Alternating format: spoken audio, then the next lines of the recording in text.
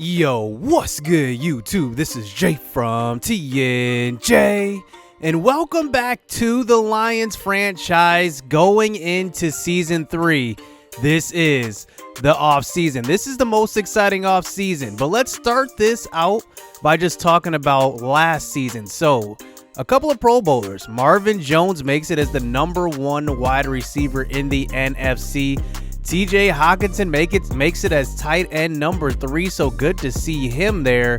Let's see if we have any more guys on the roster. Damon Harrison makes it as the #1 defensive tackle as well. And then I think that's it pretty much. I don't think anybody else made it. Oh, Quandre Diggs does make it, so he makes it as the #1 strong safety. So that's pretty good. So, looking at the yearly awards here in Season 2, after Season 2, Patrick Mahomes actually took it home after their team actually went 6-10. That's actually really surprising to see a team like that bring home the MVP, a 6-10 guy. But look at this, Marcus Mariota actually finished second. And look at this guy, Jeffrey Skillen is now the quarterback of the Giants. We're going to have to check him out later, but he is third on the MVP list. In the NFC, Skillen does take home the Offensive Player of the Year. Defensive Player goes to Khalil Mack.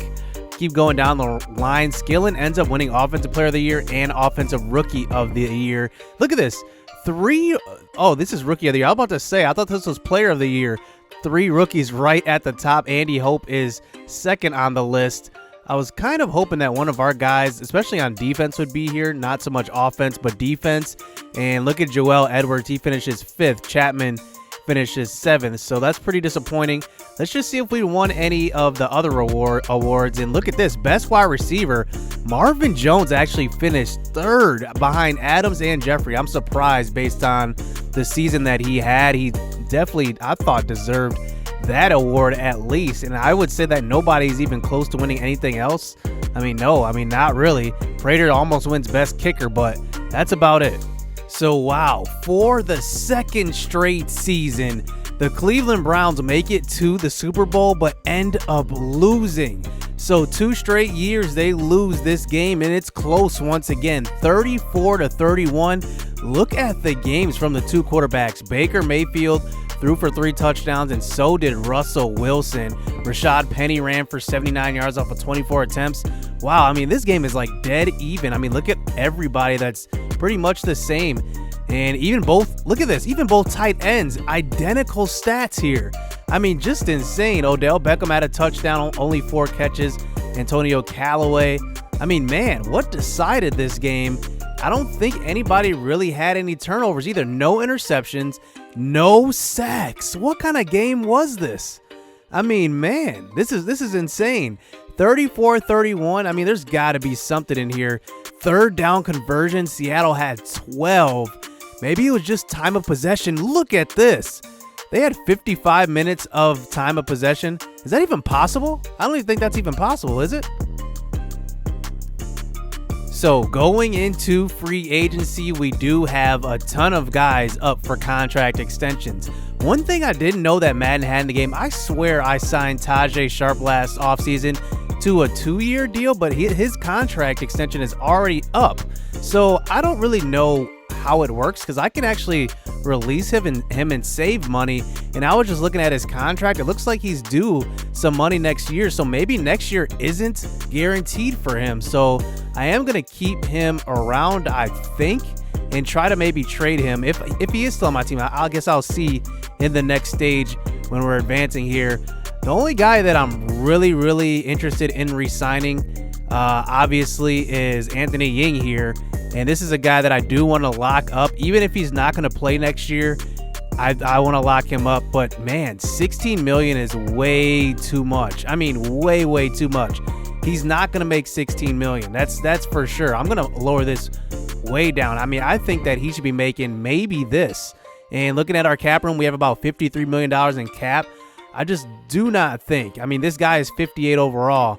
I just don't think that he would even think about having this much of a salary. I think that this is kind of fair right now. Just give him I'll give him a 2-year deal, $5 million. That looks about right. Offering him any more money than that, and he did take it, so that's pretty good. So let's get some more guys out of the way. Jarrad Davis is the next one, and he's 25. I don't mind giving him a 2-year, $6 million deal at age 25. I still think he's got a little more to grow, and he hasn't progressed as fast as what I've wanted, but I think a 2-year deal would be good enough. I'm not even going to change the numbers on that. I'm going to give him exactly, so look at this. He's going to test free agency. So that's interesting. So I'm not going to use the tag on him. I'm going to let him walk and try to get him. So Kennard has been with us for about 3 seasons now. In his first season, 7 sacks, 3 sacks, then 2 sacks. I mean, you can just see the sack production is declining, and that's what I kind of wanted him for. I wanted him to be more of a pass rusher, and I just don't think that I'm going to go with him. I think I'm just going to let him walk. Maybe in free agency, if he is cheap, I might go back after him, but he's only 71 overall, and I just don't think that he's a part of the future at all. He's one of those guys that I'm just going to let go. I'm not going to try to trade him or anything. I'm just going to let him walk. Damon Harrison, snacks, and I'm going to lowball him and then probably franchise and trade him. Maybe I can get him for a lower salary. Let's see if I can just get him on a lower salary. I think that $14 million is way too much. So let's try to get him on a really low salary here. Let's try to get him to take about $7 million. I know that's below his fair offer. It's almost half, to be honest. So let's up that signing bonus just a little bit, and let's make it almost a $3.75 million signing bonus, and see if he does accept this. That's amazing, because it'll be easier to trade him. But if he doesn't, I'm going to franchise tag him. So no, he's not interested in signing. So I am going to franchise him and trade him away. It will be a 1-year, $18 million deal. So a team with salary cap will have to take him on in order to trade him.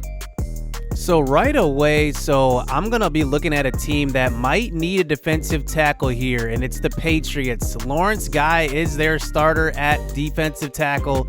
He's only 79 overall, 31 years old, and this would be a huge upgrade for them. And let's see who they have at quarterback. Do they still have Drew Brees? So no, Jarrett Stidham right now is their only quarterback, and they have the cap room, $58.1 million. And let's see, because their first-round draft pick is right in the middle of the first round. So we're going to try to get that. We're going to try to get a first-rounder out of Damon Harrison. And the Patriots are known to trade high picks for players they really want. So let's see if they do accept this. And they do not. All right, so we finally find a team that Damon Harrison will go to. It looks like it is the world champion Seahawks. They will replenish this defense and keep building with the team they have. They acquire Snacks Harrison, and we get the last pick of the first round. All right, now that we cleared up that cap, look who is a free agent. Ezekiel Elliott at 98 overall. This is amazing. And remember, he did not sign his contract before this franchise started, 26 years old. Man, what a signing this would be. Just amazing. 99 overall with morale. He's ready to break the bank. Let's see if he'll actually get more money than he will in real life. I guess he won't probably. But that's crazy. Let's see who else is there. Trent Williams. That is a good way to start out free agency as well. And look at Zeke. Zeke has no bids right now. Jared Goff, like we just pointed out, he's there. It looks like the Chargers or the Patriots are trying to make him their future. And actually, you know what? Looking at quarterback, they actually did end up releasing Stafford because of that contract that I adjusted. So he is a free agent. I don't know if I'll go after him now because he's already on the free agent market. Why even do that and then trade him?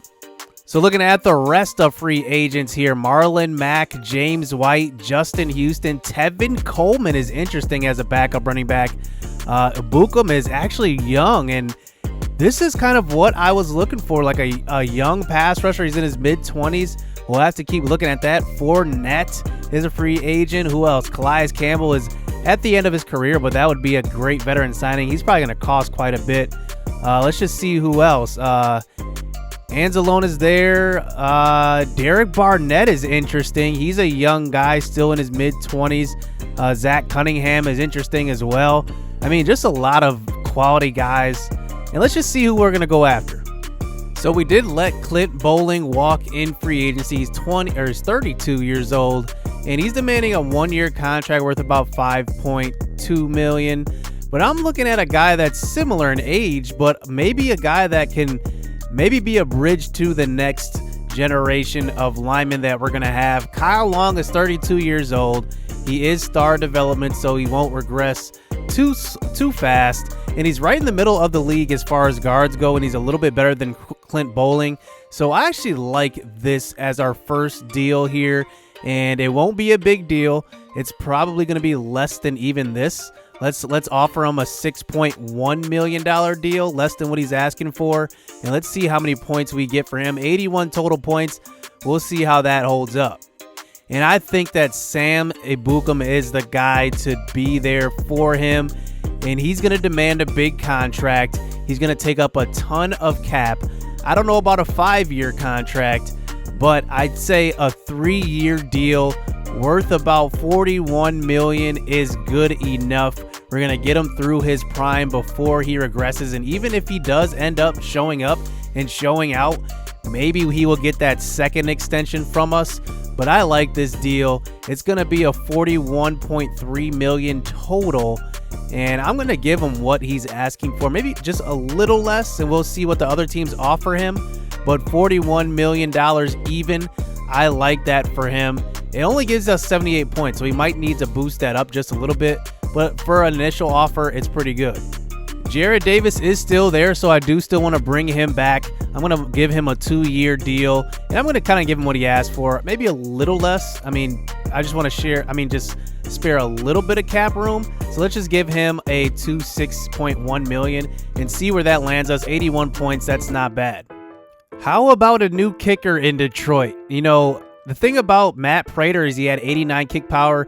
I just want a little bit more. Jason Sanders gives us just a little bit more wiggle room. I'm willing to pay him $2 million too. I don't think that's too bad, and I think that that's good enough. We're spending a lot of money here so far, so we want to kind of relax, but I like Jason Sanders, 25 years old too. He's still got time to develop. So we move on. Sam Martin, we did offer him a contract. Our punter, he does accept it. Kyle Long, we have a new right guard. He accepts.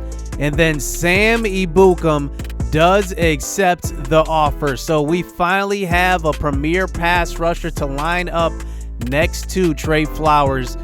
One guy I am looking at, though, is Jamal Williams. He's mid-20s. He's 26 years old, coming over from Green Bay, but he's a monster. Look at him, 89 speed, 81 break tackling, 95 carrying. I mean, he's not going to fumble the ball, so he's going to be a guy I can depend on late in games. And I actually like this, so I'm actually going to go after him.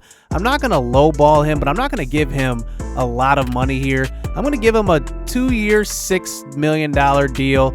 It'll bring us down to about $11 million. Well, let's try to give him more of a salary. Let's just give him more of a salary, less of a bonus, so that a cap hit wouldn't be too much. So let's do a 2-year, $6 million with a small bonus here, and let's offer that to him. It probably won't be too much, 52 total points, but it's the first offer he has. So looking at Zeke, nobody's going after him, but take a look at this. Matt Stafford has an offer from the Minnesota Vikings. They did let go of Kirk Cousins, who's demanding a 1-year deal worth $10 million with an $11 million bonus. Wow, I mean, that's a lot of money. I just can't afford to pay some of these guys. Phillip Rivers is there as well, so it looks like San Diego is moving on from him. And I mean, these top 4 guys are demanding a lot of money, and I'm just not willing to pay that. I don't know what I'm going to do here, but I'm pretty sure I'm going to trade for a different veteran. I just don't know who yet.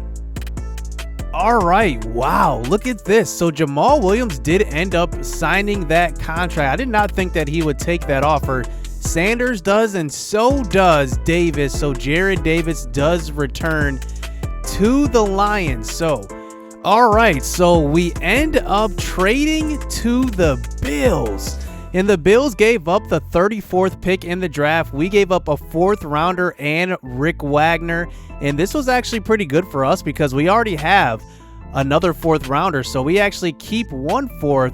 So just looking at our draft picks here, if we do go through them really quick, we have a lot of picks now. We have 2 firsts, 2 seconds, a 3rd, a 4th, a 5th, a 6th, and a 7th. So we're going to load up here at the top of the draft. I'm really looking forward to this draft. So after free agency, Zeke does go unsigned. So I guess he's going to sign after the draft. I don't know how that works. Marlon Mack is going to also go unsigned through free agency. Wow, he's only 25 too. This would be an amazing signing for anybody. James White's 29. Emmanuel Sanders is still there. Calais Campbell, Jared Cook, Greg Olsen. All these guys are still there. Even DJ Fluker is also there at 80 overall. I mean, there's a ton of guys still left in free agency. Let's just look at the signings, though, around the league. Let's start at quarterback. Jared Goff breaks a record deal. $214 million over 6 years. That is an NFL record there. And wow, he stays in LA. And then speaking of the Chargers, Phillip Rivers goes to the Patriots. 1 year, $22 million, as Stafford moves as well over to our division rivals, the Vikings. 1 year, $25 million prove-it deal.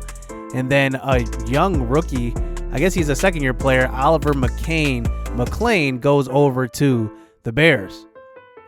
All right, so just to review the top prospects from this draft class, Jake Fromm from Georgia is expected to go number 1 overall with Herbert and Tua. 1, 2, 3. Wouldn't that be funny? Washington does have the first pick, so I doubt they'll go quarterback since they have Haskins. But looking at the other top 10, DeAndre Swift is in the top 10 as well. And we do have a couple of guys scouted here, and we are picking, I believe, at pick 15. Let me just confirm that really quick. So it looks like we're picking at 12. So let's see who falls to us and what happens here. 2 years after drafting Dwayne Haskins, the Redskins go quarterback. They go Jake Fromm. And I think this is something that Madden does have to fix a little bit, because I don't think this would be realistic at all. Drafting another quarterback. Let's just see who the Bills go with now. And I think they're going to go Chase Young. So a good pick from them as they get Chase Young, the big defensive end out of Ohio State. Next, Epinesa from Iowa. He's only 73 overall. Wow. Goes to the Bengals. Actually, who did he just go to? I don't even know. All right, he went to the Cardinals. I see the team in the background now. So the Bengals are on the clock. Let's see who they go with now. And they are going to go with Jerry Jeudy. So I don't even know who's their quarterback now. We should probably check that. But they go with the number 1 receiver out of Alabama. So first, let's look at the best available. And we're looking at offensive players, all offensive guys here until we get down to Nick Cole. But his talent level is a 3rd-round pick, so I don't think I'm going to go after him. Rich Patton is interesting, though. He is the fastest middle linebacker. He has a great vertical jump. 3-cone, he's the best. 20-yard shuttle, he's the best. So you know he is athletic. Rich Patton out of Texas A&M. And he is 21 years old. Now, looking at the talent around him, though, there is a cornerback here, but only B-man coverage is his best rating. I just don't think that's good enough. And he's 23 years old. I mean, Rich Patton's got 2 years on him. So it's looking like it's between Rich Patton and just looking at our board. Let's just add him to our draft board here. But looking at the rest of our board, it's going to be between Patton. Let's move him up here to probably the number 1 position if we go down to him. And then it's going to be between these two. Javon Kinlaw is really interesting. He has A- finesse moves at defensive tackle. That would be amazing to get a pass rusher at D tackle to put alongside A'Shawn Robinson. And then Oruwariye is there as well. The thing about him is that he is a late 1st rounder. He has good hit power and good power moves. So I just don't know if I can pass up on the athleticism of Rich Patton. We did just sign Jared Davis. We re-signed him. But I just think adding another middle linebacker, an impact middle linebacker, alongside Jelani Tavai could definitely do some damage here. Jared Davis could potentially move over to outside linebacker. or even Rich Patton could play there. So I got to go after this guy. Let's see what he ends up being. He's 21 years old as well. He is a late first rounder, so we are reaching just a little bit. But adding this talent, I think, is going to pay off. And look at this. It does. He's a hidden dev trait, but it looks like we reached for him just a little bit. But what if that dev trait ends up being superstar? He comes in at 88 speed, good zone coverage, good awareness, pretty much good everything. He's got good zone. 73 is good for a middle linebacker. 72 man as well. Okay, I'm really happy with this pick. Rich Patton, I like that. So isn't this the most Belichick move? Tua goes to the New England Patriots, and he is going to have to back up Phillip Rivers for 1 year, as they did just sign him to a big contract. But Tua is only 70 overall. You would think he would have been a bit higher, but he ends up being only 70. So take a look at this. DeAndre Swift goes to the Cowboys. He's 82 overall. So it doesn't look like Zeke is going back to the Cowboys here in this franchise, because they did just find his replacement at the end of the first round. Wow. The Titans did make it to the AFC Championship, so they draft a 70 overall outside linebacker, and then now we are on the clock here. So looking at the rest of the second, Justin Herbert is still on the board. Now, I don't know about getting him at this position because he is a late second round talent. He's an early first round projection, obviously, but I don't know. I don't know if we should go after him right now. We are going to pick in about 12 picks. So I want to get just the best player available that can help us out right now. And I don't know if Herbert is the best pick at this moment. But then I came across Gross Matos. Now, this guy is amazing. Look at this combine. First in almost everything. Now, this would be an amazing add to our roster. And this would add a dynamic pass rusher, another one to possibly add to this pass rush, and maybe even make somebody expendable on our defense and maybe add talent somewhere else. And I just can't pass up this potential. He's an early second round projection, so we're getting him right where we should. Let's go with him. This combine is insane. Let's see how he ends up, and he ends up being 66 overall. And wow, we went off of that combine. He had an amazing combine. Hit power is pretty good. Speed is good. Tackling is good. But the skills just aren't there. We did not scout him, so we didn't have enough knowledge on him. He ends up being a 66 overall. And maybe we whiffed on this just a little bit. And we'll see how the rest of the draft goes. We have 2 second rounders as well. Now we're on to our pick here at the top of the second round. And you guys were saying that I should maybe go after an early first round, but I put out a vote a couple of polls ago that said, should I go after a quarterback this year or a top one next year? And you guys voted for next year, and I kind of agree. And I'm looking at Justin Herbert, and I just don't know about him. I think he's got a lot of potential. Don't get me wrong, but I just think that I'm not really high on him. I'm honestly not. Quarterbacks coming out of Oregon have a hard time adjusting to the NFL because they come from that spread system, and moving into kind of a pro style system, I mean, it takes a while. The game has to slow down for them. And I'm just going to stay away from Herbert here. I think if he falls to maybe like the third or something, I'll definitely get him there. But I think that this draft is all about adding talent. And just looking at our draft board here, Tyler Johnson is the top guy here that we have, but he's kind of slower, 4.58, but he's a good route runner, and I really like him here. I think if he falls to the third round, I think he might be my pick here. But I'm looking back at running back, and I just keep going back to Travis Etienne. Now, this guy is good. 21 years old. He's an elusive back, obviously. You already know what he does in real life. But to have him here at the top of the second round, I think this would be a formidable 1-2 punch. Him and Kerryon, I can see this being so explosive here for us. And we're actually going to turn injuries up this season. So you're going to see a lot more injuries because I'm not seeing enough right now, and it's not realistic. So I'm going to turn that up, and I think that Travis Etienne is going to be my pick here. So here we go. He is 73 overall, hidden dev trait, and I am excited about this. So 2 picks, 2 hidden dev guys. He's 93 speed, and he is going to definitely be our third down back most of the time, and he's definitely going to get in on first and second down too. I mean, he's an all-around back. I'm excited for this pick. This guy is going to be good. I don't know. Who should we go after here? 22-year-old Muti. We do want to kind of establish this line. They're both the same age, so either one wouldn't be bad here. And he's a mid-first round talent. What is Muti? Muti is a mid-first round talent too. So can we really go wrong here? I would say no, but I think that I'm going with Damian Lewis just because he's bigger. He's 332 pounds, and also that pass block power. I mean, that's going to be amazing to have a pass blocking guard. I'm going to go with Damian Lewis. I just really like this talent here. Projected to be an early third rounder, but let's see where he lands. And he is 74 overall. So we drafted Quinn Bryant last year, and he was about 73. This is actually a better pick than last year, and we got good value out of this. This guy is a first round talent. Number 14 in true talent, actually, and we drafted him at 44. I'm excited about this pick.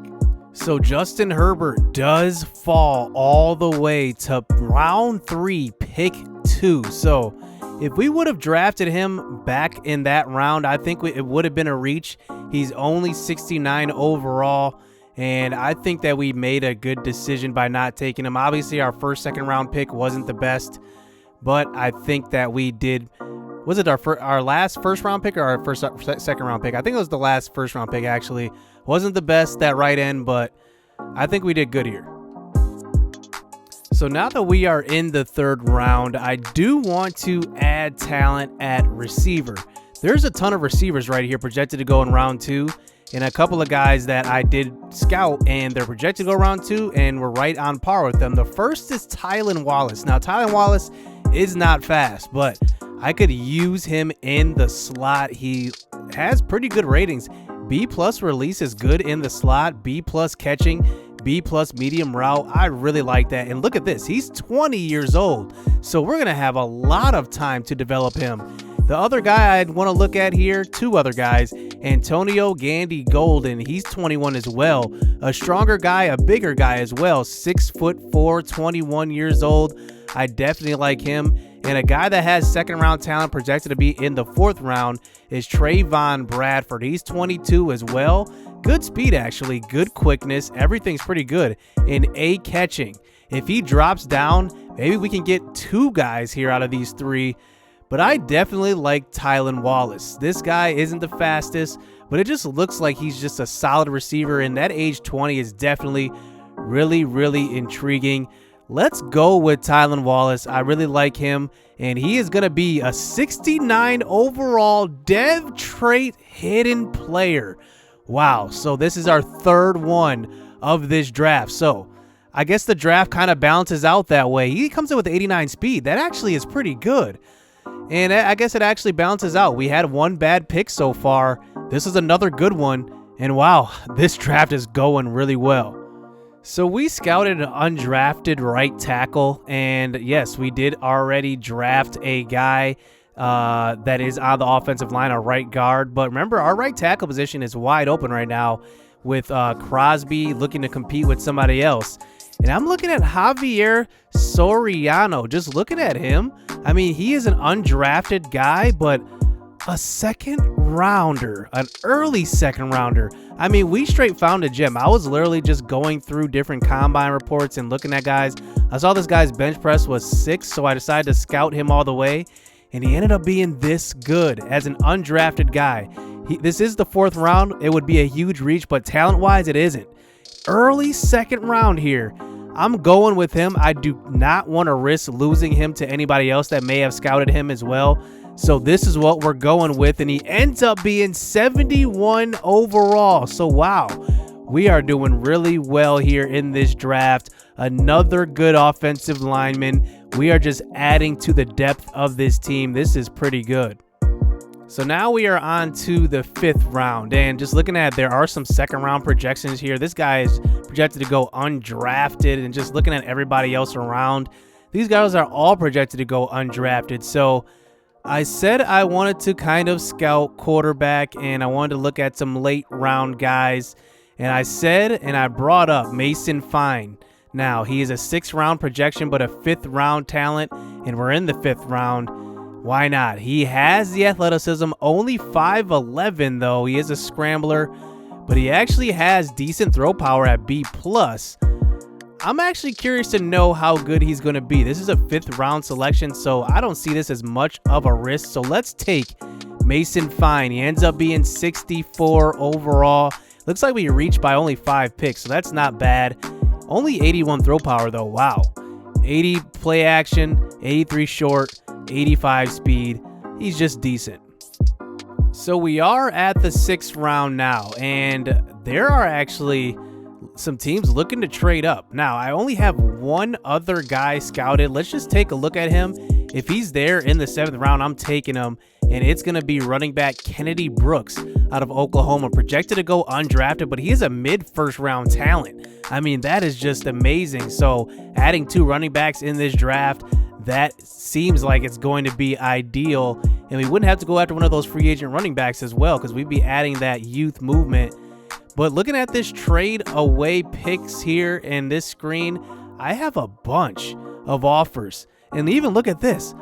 The Saints are looking to trade a 4th round pick to move up here in the 6th round. And look at the Colts, 119. Wow, I mean, that's just amazing. I'm banking on the Colts actually having one of the worst seasons in this franchise this season, because I did get rid of Andrew Luck. So I think I am actually going to take this trade, 4th round. This could be the top of the 4th round next season. I'm accepting this. I can't pass up on this on Sermon here, and he's on our draft board. Let's go with him and see what he's like, because he might be 70s overall, and he is, and he's hitting Dev. Wow, this is just insane. We have had a draft for the ages, 87 speed, hidden Dev. Wow, we are doing just amazing right now in this draft. I'm blown away by this. Let's see if they'll accept that. They should accept it. Let's see if they do, and they do. So 6th and a 7th, and I'm actually going to go after Jalen Hurts. I'm just blown away by how impressive this guy really is. And I think that, you know, once we actually, are we on the clock? Yeah, we should be. Make your selection.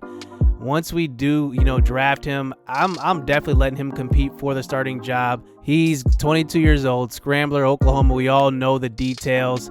And he ends up being 55 overall.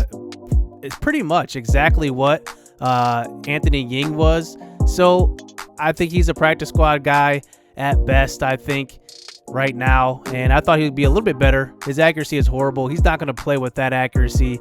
But we just wanted to see what he had, and this is what he was. So now we have a really, really crowded backfield. Just looking at all of our running backs, Kerryon, Jamal Williams that we signed into offseason, Travis Etienne, Kennedy Brooks, Ty Johnson, Elijah Holyfield, and Landon Alexander III. We're going to try to deal away some running backs and also try to get another quarterback to add to this group. And I have somebody in mind.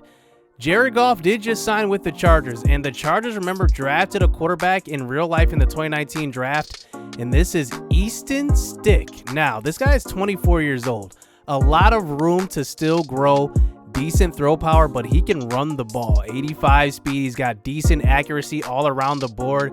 I think this is a good guy to develop, and I think that I'm going to try to trade for him, maybe deal some running backs, because remember, they do not have Melvin Gordon, and their running back group isn't that good. They do have Tyree Cummings, who is a superstar trade here, but I think they need some running back help. So we do end up just trading Holyfield to them for Easton Stick, and they accepted it straight up. They needed actually a running back. It is their highest team need. I don't know if you guys can see that, but that was their highest team need, and they accept that trade right away. So we retain a lot of our talent at running back. So that means we will have a quarterback battle in camp. Mason Fine, Easton Stick, and Anthony Yang, with Jalen Hurts probably just being a practice squad player. And that's going to be awesome to play with in the preseason. One change I did make is I moved Jarrett Davis over to right outside linebacker, and he shot up 3 overall. So he's at 78 overall now at outside linebacker. So I like that because I did move Rich Patton, or I did draft him in the first round. I want to get him some downs and want to unlock that hidden dev trade at age 21. That's going to be really fun to see what he can do. Ibukum is going to be the starter at left outside linebacker. I am going to run a multiple defense like before, but he's going to be in pass rushing situations pretty much all the time, and he is going to be next to Trey Flowers. I need to see a jump from him, and definitely Deshaun Hand. And the second-year player now, Sean Chapman, will get a lot of burn. I'm looking for Chapman to make another big leap in this season, and it's going to be fun because even at receiver, we have a ton of guys. Marvin Jones, Kenny Galladay, Burnett. Remember, he came around late. He's still only 23, but then Tylan Wallace is the wild card here. 20 years old. He's going to be on the field quite a bit. I can't wait to see what he's going to bring to the table. And then at running back, not all these guys are going to make the active roster. I think that I'm going to carry 3, maybe 4. We'll have to see. Jamal Williams is going to make it, though. So it's really between ETN and Kennedy Brooks. And wow, what a luxury it is to have 2 guys that are hidden dev trade, both 73 overall. ETN's probably going to make the roster with Kennedy Brooks maybe on our practice squad. And I have practice squad stealing off right now, so the computer cannot steal my guys, and I can't steal theirs. So I can just sit him right now and just develop him on the practice squad. Who knows? And if an injury comes up, he'll be moved up. So that's going to do it here in this episode. Looking at our roster, let me know what you guys think of the moves we made this offseason, the draft picks that we made. The signing of Ibukum was our biggest one. And honestly, just getting so many hidden dev trait players. I mean, that's what makes it fun. Quinn Bryant's at 77 overall. And then I don't know what I'm going to do at offensive line because Kyle Long is 77 overall, but he has a good rookie behind him in Damian Lewis, who, remember, he was a second-round talent. We snagged him up. He's 74 overall, not too far behind Kyle Long. And maybe we can trade him maybe in the first couple weeks of the season. And then Javier Soriano is our best right tackle right now at 71 overall. I like this kid as well. He's number 29th in the league. He's going to have a lot of time to develop at only 23 years old. I'm excited for this. Let's see. Season 3 is going to be a big one. Hit subscribe. Hit that like button. Stay tuned. Let's get it. Let's go.